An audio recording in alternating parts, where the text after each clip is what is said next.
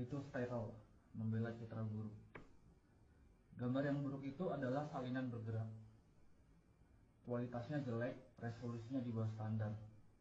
Saat dipercepat, kualitasnya memburuk.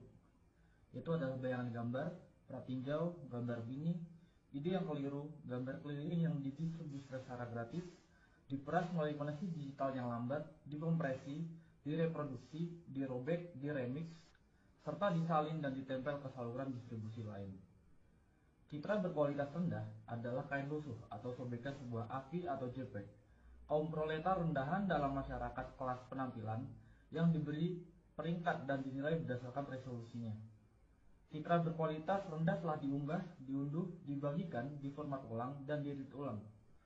Ini mengubah kualitas jadi aksesibilitas, nilai pameran jadi nilai kultus, film jadi klip, kontemplasi menjadi gangguan. Citra tersebut dibebaskan dari brankas bioskop dan arsip dan didorong ke dalam ketidakpastian digital dengan mengorbankan substansinya sendiri. Citra berkualitas rendah cenderung ke arah abstraksi. Dia adalah ide visual dalam proses pembentukannya.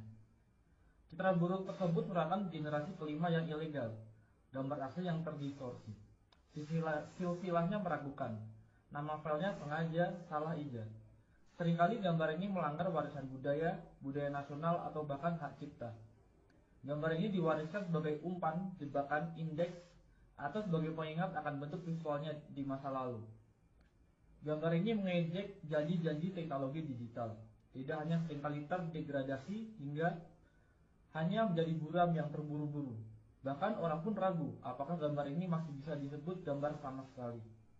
Hanya teknologi digital yang mampu menghasilkan gambar yang begitu buruk seperti ini. Gambar yang buruk adalah hal yang lazim di zaman sekarang.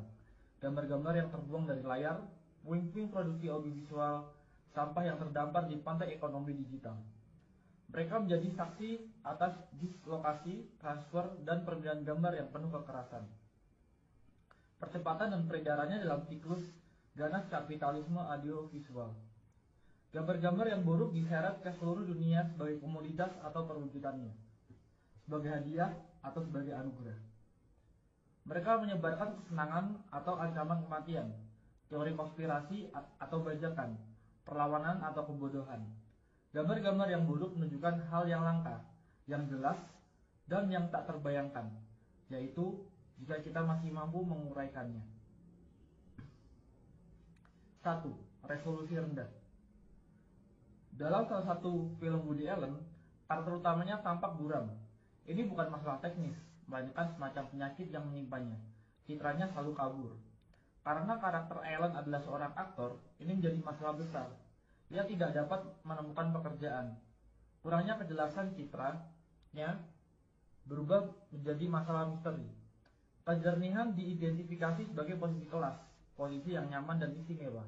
Sementara keburaman menunjukkan nilai seseorang sebagai sebuah citra. Namun, berarti gambar kontemporer tidak hanya didasarkan pada ketajaman, tetapi juga dan terutama pada resolusi. Lihat saja toko elektronik manapun dan sistem ini, yang dijelaskan oleh Harun Faroki dalam sebuah wawancaranya yang penting tahun 2007 menjadi sangat jelas. Dalam masyarakat gambar, peran sebagai toko unggulan. Di toko unggulan, sinema mengambil produk-produk kelas atas dipasarkan dalam lingkungan yang mewah. Turunan yang lebih terjangkau dari gambar yang sama beredar sebagai DVD, di televisi siaran atau daring, sebagai bentuk yang berkualitas buruk. Jelas, gambar beresolusi tinggi terlihat lebih cemerlang dan mengesankan, lebih mimikri dan magis, lebih menakutkan dan menggoda daripada gambar yang buruk. Bisa dibilang, gambar beresolusi tinggi lebih kaya. Kini, bahkan format konsumen pun semakin beradaptasi dengan selera para pecinta film dan penikmat estetika yang bersikeras menggunakan film 35 mm sebagai jaminan visualitas yang murni. Penekanan pada film analog sebagai satu-satunya media yang penting secara visual bergema di seluruh wacana tentang sinema, hampir tanpa mempedulikan nuansa ideologisnya.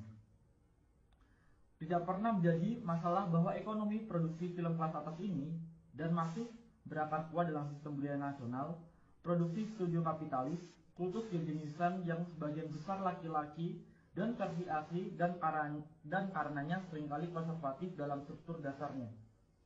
Resolusi diagungkan seolah-olah ketiadaannya sama dengan pengibirian sang pengarang.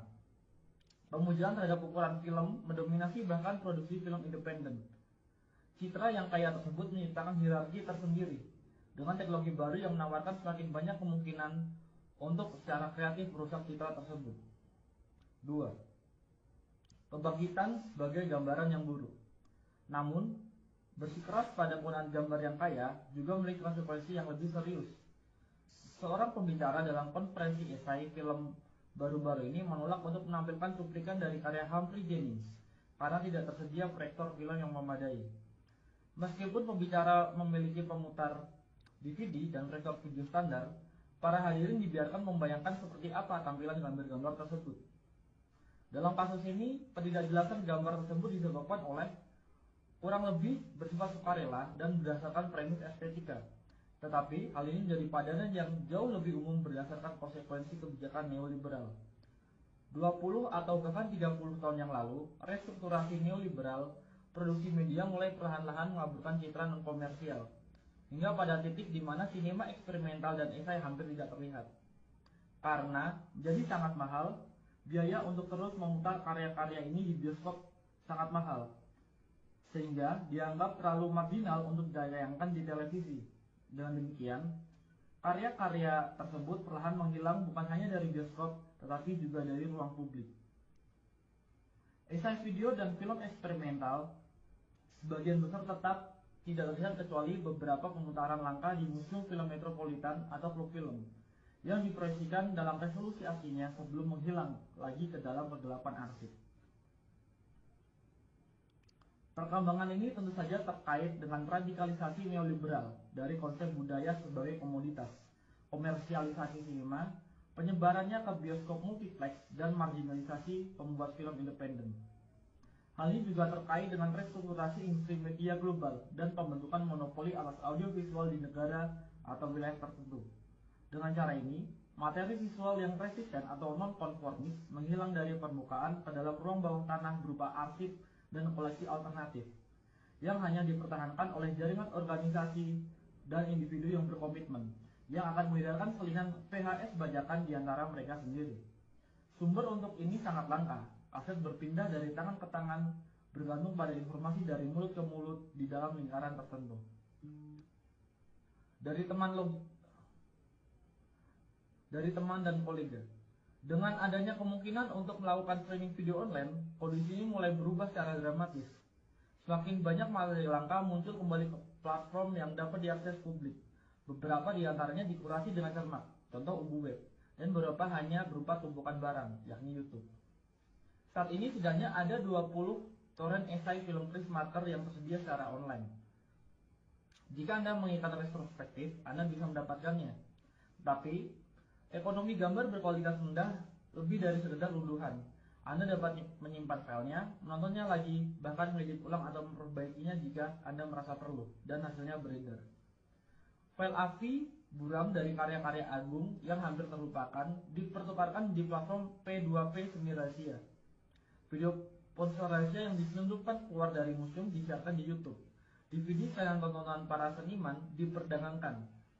Banyak karya sinema avant-garde, esai, dan non-komersial telah dihidupkan kembali sebagai gambar kualitas rendah, suka atau tidak suka. 3. Privatisasi dan pembajakan. Kemunculan kembali cetakan langka karya-karya seniman militan, eksperimental, dan klasik, serta seni video sebagai gambar kualitas rendah memiliki makna tersendiri. Situasi mereka mengungkapkan lebih dari sekedar isi atau tampilan gambar. Hal ini juga mengungkapkan kondisi marginalisasi mereka, konstelasi kekuatan sosial yang menyebabkan peredaran mereka secara daring sebagai citra yang buruk. Gambar-gambar berkualitas buruk disebut berkualitas buruk karena tidak diberi nilai apapun dalam masyarakat kelas gambar. Statusnya sebagai gambar terlarang atau terdegradasi memberikan pengecualian dari kriteria tersebut. Kurangnya resolusi pada gambar-gambar tersebut membuktikan bahwa gambar-gambar itu telah dirampas dan dipindahkan. Jelas, kondisi ini tidak hanya terkait dengan restrukturasi neoliberal produksi media dan teknologi digital. tetapi juga berkaitan dengan restrukturasi pasca sosialis dan pasca kolonial negara-negara bangsa, budaya mereka, dan arsip mereka. Sementara beberapa negara bangsa dibongkar atau runtuh, budaya dan tradisi baru diciptakan, dan sejarah baru dibangun. Hal ini jelas juga mempengaruhi arsip film dalam banyak kasus. Seluruh warisan cetakan film dibiarkan tanpa kerangka pendukung budaya nasionalnya, seperti yang pernah saya amati dalam kasus museum film di Sarajevo. Arsip nasional dapat menemukan kehidupan selanjutnya dalam bentuk toko penyewaan video. Sayang bajakan merembes keluar dari arsip tersebut melalui privatisasi yang tak terorganisir. Di sisi lain, bahkan perusahaan Inggris pun menjual isinya secara online dengan harga yang sangat tinggi. Seperti yang dicatat oleh Code Washun, citra buruk beredar sebagian karena kekosongan yang ditinggalkan oleh organisasi perfilman negara yang merasa terlalu sulit untuk beroperasi sebagai arsip 16 atau 35 mm atau untuk mempertahankan infrastruktur distribusi apapun di era kontemporer.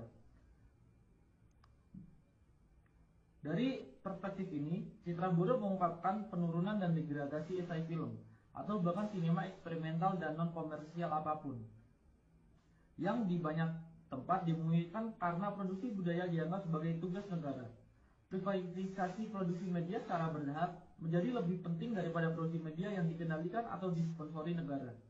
Namun di sisi lain, privatisasi konten intelektual yang merajalela bersama dengan pemasaran online dan komodifikasi juga memungkinkan pembajakan dan pengambilalihan. Hal ini menimbulkan peredaran citra buruk. 4. Sinema yang tidak sempurna.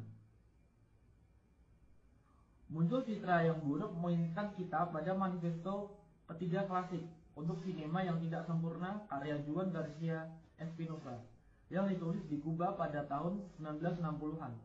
Espinosa berpendapat untuk sinema yang tidak sempurna karena menurutnya sinema yang sempurna secara teknis dan artistik mahir hampir selalu merupakan sinema reaksioner. Sinema yang tidak sempurna adalah sinema yang berupaya mengatasi pembagian kerja dalam masyarakat kelas. Ia menghubungkan seni dengan kehidupan dan sains, mengaburkan perbedaan antara konsumen dan produsen, penonton dan pengarang. Ia bersikeras pada identitasnya sendiri. Ketidaksempurnaan populer tapi bukan konsumerisme dilakukan tanpa menjadi birokratis. Dalam manifestonya, Espinosa juga merefleksikan janji-janji media baru. Ia dengan jelas memprediksi bahwa perkembangan teknologi video akan membahayakan posisi elitis para pembuat film tradisional dan memungkinkan semacam produksi film massal, seni rakyat. Seperti ekonomi gambar yang buruk, sinema yang tidak sempurna mengurangi perbedaan antara penulis dan penonton serta menggabungkan kehidupan dan seni.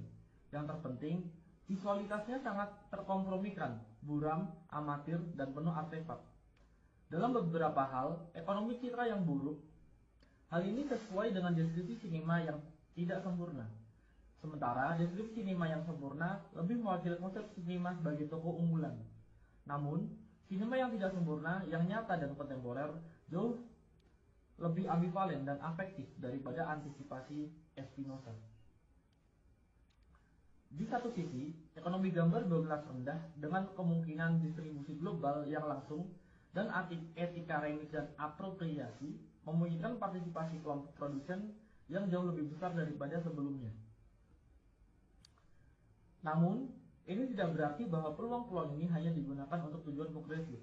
Ujar kebencian, spam, dan sampah lainnya juga menyebar melalui koneksi digital. Komunikasi digital juga telah menjadi salah satu pasar yang paling diperebutkan. Sebuah zona yang telah lama mengalami akumulasi modern baru yang berkelanjutan dan upaya privatisasi besar-besaran, dan sampai batas tertentu berhasil.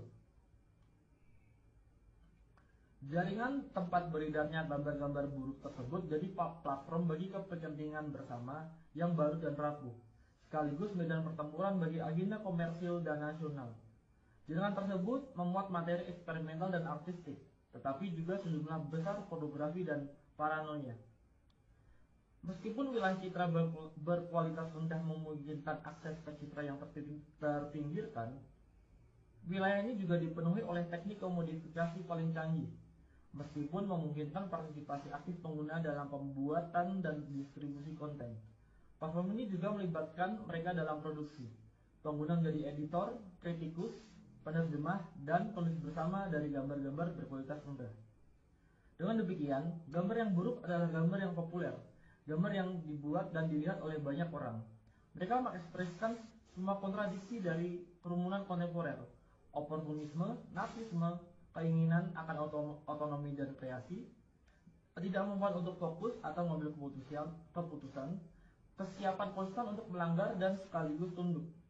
Secara keseluruhan, citra-citra buruk tersebut menyajikan gambaran sekilas tentang kondisi afektif kerumunan, neurosis, paranoia, dan ketakutan, serta keinginan akan intensitas kesenangan dan pengalihan perhatian.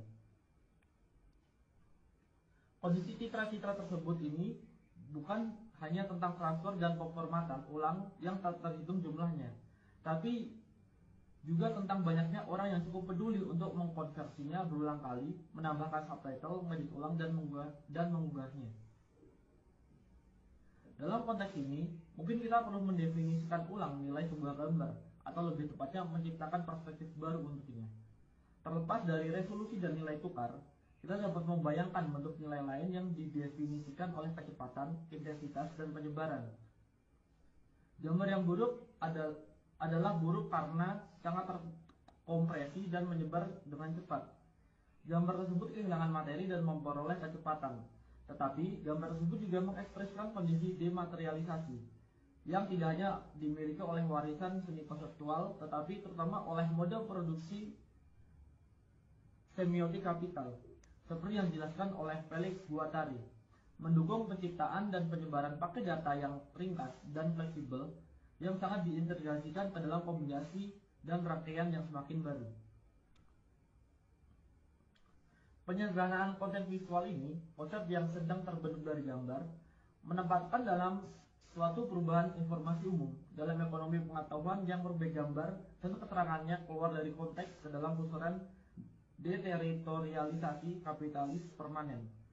Sejarah seni konseptual menggambarkan hal ini dematerialisasi objek seni pertama-tama sebagai gerakan perlawanan terhadap nilai fetishisme visibilitas.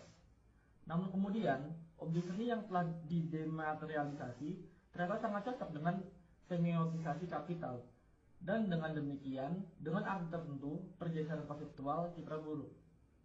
Dalam kapitalisme, citra buruk juga mengalami ketegangan serupa.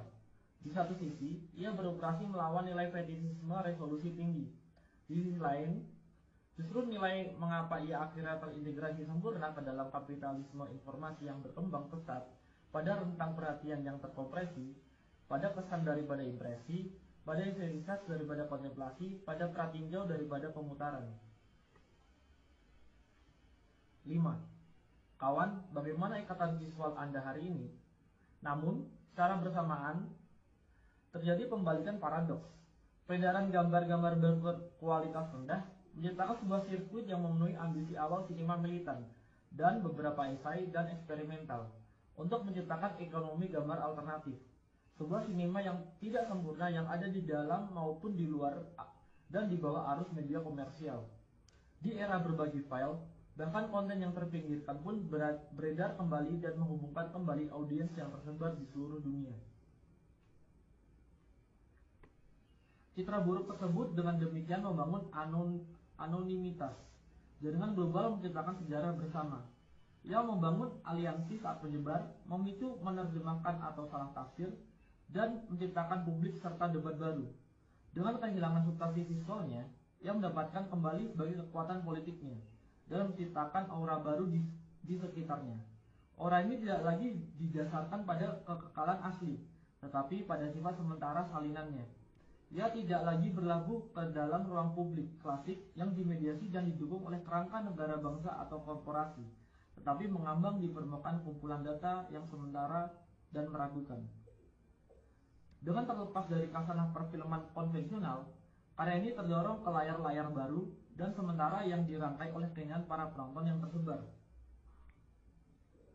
Oleh karena itu, peredaran gambar-gambar yang buruk menciptakan ikatan visual. Demikian juga Vertov pernah menyebutnya. Ikatan visual ini menurut Vertov dimaksudkan untuk menghubungkan para pekerja di seluruh dunia satu sama lain. Ia membayangkan semacam bahasa adamik visual komunis yang tidak hanya dapat memberi informasi atau menghibur, tapi juga terorganisir para penontonnya. Dalam arti tertentu, mimpinya telah menjadi kenyataan, meskipun sebagian besar di bawah kekuasaan kapitalisme informasi global yang audiensnya terhubung hampir secara fisik melalui kegembiraan bersama keselarasan afektif dan kecemasan. Namun, ada juga peredaran dan produksi gambar berkualitas rendah yang dihasilkan oleh kamera ponsel, komputer rumahan, dan bentuk distribusi yang tidak konvensional. Koleksi optiknya, penyusunan kolektif sebagai file atau sirkuit distribusi akan rumput, mengungkapkan hubungan yang tidak menentu dan kebetulan antara para produsen dimanapun yang secara bersamaan membentuk audiens yang tersebar. Peredaran gambar-gambar berkualitas buruk memicu baik jalur perakitan media kapitalis maupun ekonomi audiovisual alternatif. Selain banyak kebingungan dan penyeranan, hal ini juga berpotensi menciptakan gerakan pemikiran dan pengaruh yang mengganggu. Peredaran gambar berkualitas rendah dengan demikian memulai babak lain dalam dianologi histori sirkuit informasi non-konformis, Ikatan Visual Verto, pedagogi pekerja internasionalis yang dijelaskan oleh Peter Weiss dalam The Aesthetic of Resistance, sirkuit sinema ketiga, dan trikontinentalisme, pembuatan film dan pemikirnya yang tidak berpihak. Gambar berkualitas rendah, betapapun ambivalennya statusnya, dengan demikian mengambil tempat dalam dianologi pamflet yang disalin karbon, film agitprop kereta api, majalah video bawah tanah, dan materi non-konformis lainnya, yang secara estetika sering menggunakan materi berkualitas rendah. Selain itu, hal ini juga mengaktualisasikan kembali banyak gagasan historis yang terkait dengan sirkuit-sirkuit ini, antara lain gagasan Verto tentang ikatan visual. Bayangkan seseorang di masa lalu dengan baret bertanya kepada Anda, "Kawan, apa ikatan visual Anda hari ini?" Anda mungkin menjawab, "Ini adalah tautan ke masa kini." 6. Sekarang, citra buruk tersebut mewujudkan nasib setelah kematian banyak mahakarya sinema dan seni video di masa lalu. Karya-karya tersebut telah diusir dari surga terlindungi yang tampaknya pernah menjadi milik sinema.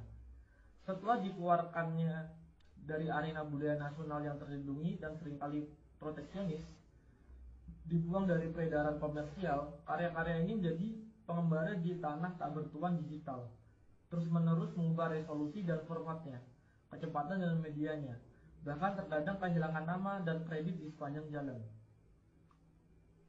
Sekarang banyak dari karya-karya ini kembali sebagai gambar yang buruk, saya akui. Tentu saja orang bisa berpendapat bahwa ini bukanlah yang asli, tetapi kemudian, tolong siapapun, tunjukkan kepada saya yang asli.